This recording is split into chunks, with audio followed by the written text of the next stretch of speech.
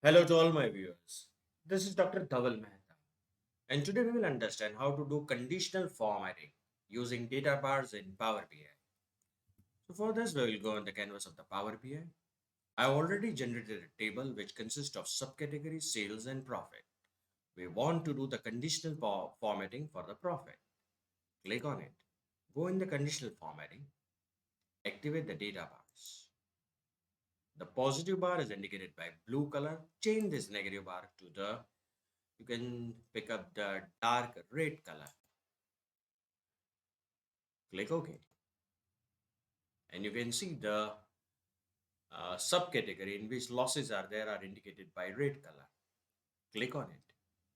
Now the data will be arranged in ascending or descending order. And similarly, the bars are in increasing or decreasing order. Now, you don't want the numbers to be displayed. Again, go back on sum of the profit, click on the conditional formatting data bars, and click on show bar only. So now the numbers will not be displayed. Click OK. So this is how you can do conditional formatting using data bars in Power BI.